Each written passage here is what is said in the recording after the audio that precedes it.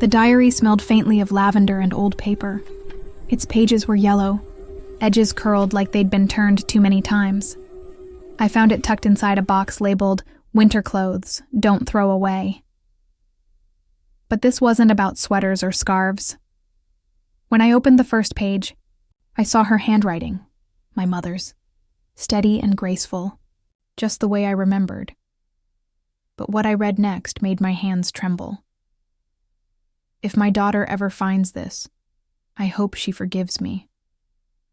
That one line stopped my breath. Forgive her? For what? I thought I knew everything about my mother, her kindness, her sacrifices, that calm voice that never raised above a whisper. But as I kept reading, I realized I had been wrong, so very wrong. That day, I discovered the story behind my childhood, a story that changed the way I saw her and myself forever. Before continue, please subscribe our channel and like our video.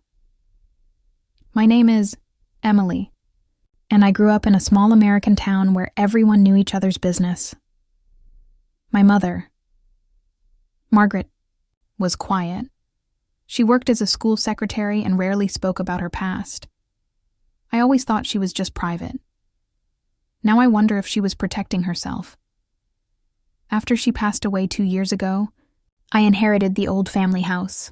It was small, with creaky floors and faded curtains that still smelled, faintly of her favorite soap.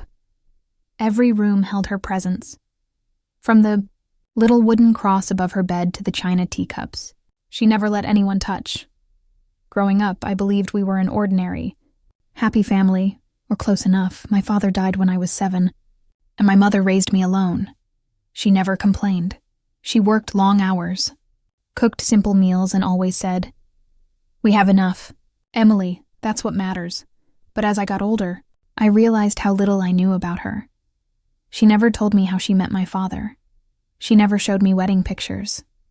And whenever I asked, she'd smile faintly and say, "Some stories are too heavy for young hearts." I let it go. Life went on.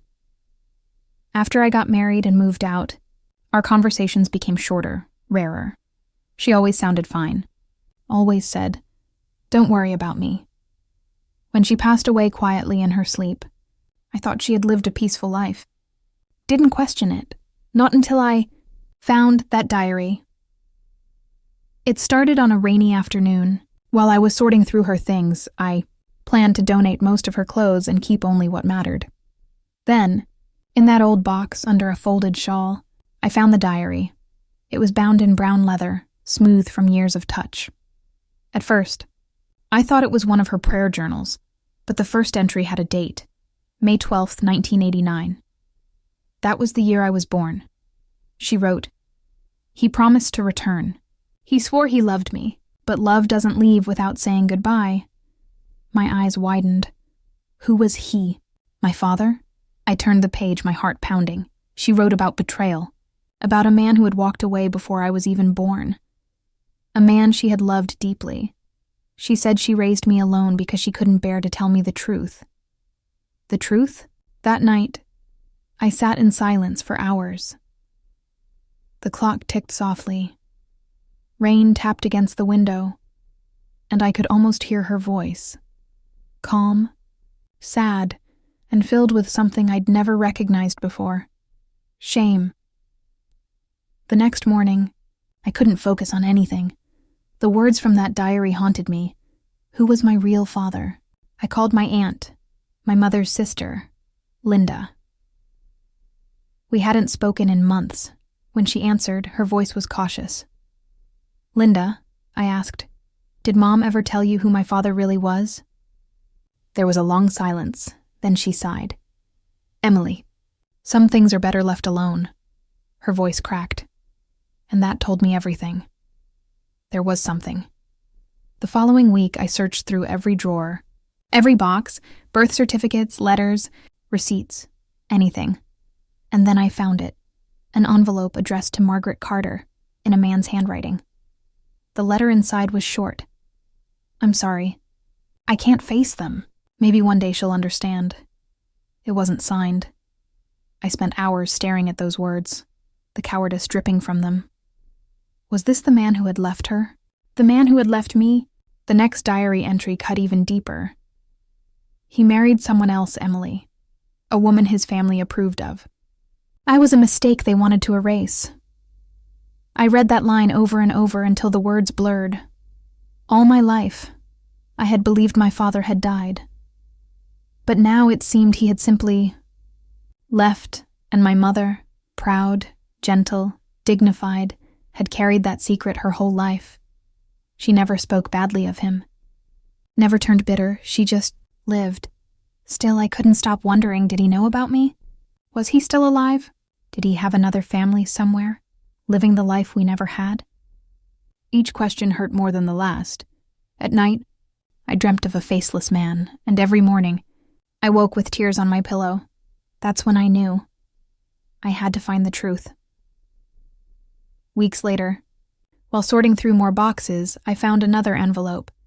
This one said, "For Emily, if I'm gone." Inside was a letter from my mother. Her handwriting was shaky, but still hers.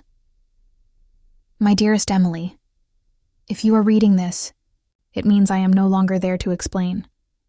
You deserve to know that your father was not the man on your birth certificate. His name was Baki, Daniel Carter.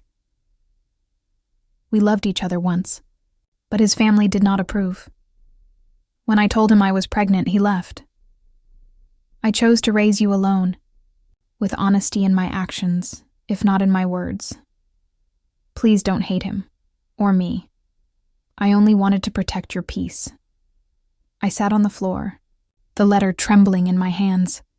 My mother had lied. But also, she had loved me enough to carry that truth alone, and now, it was my turn to decide what to do with it. I didn't want revenge. I didn't even know if I wanted to meet him, but I needed closure. So I started searching. An old friend helped me look through town records.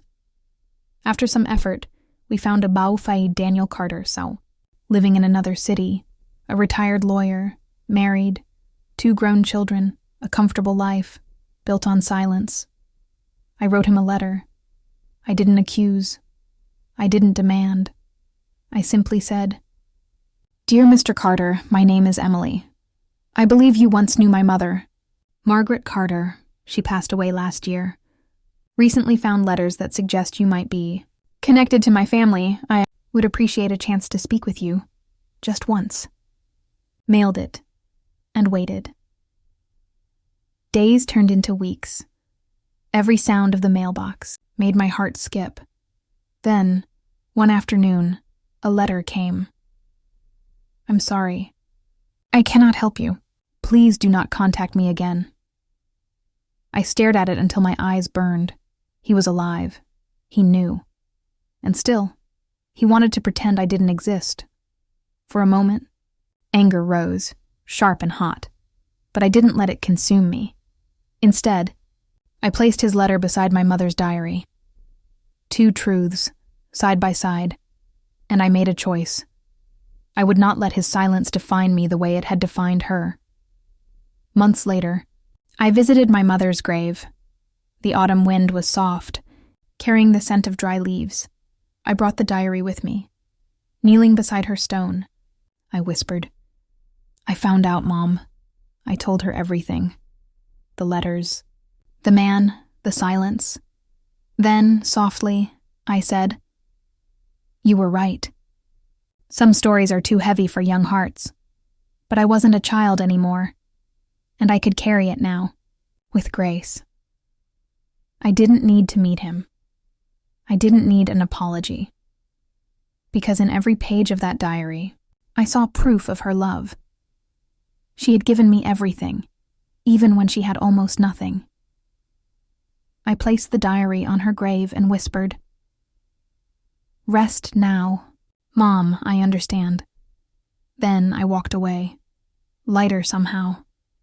In the weeks that followed, I started my own journal, not to hide secrets, but to tell the truth, to leave behind a story, my own, daughter could one day read and feel proud of.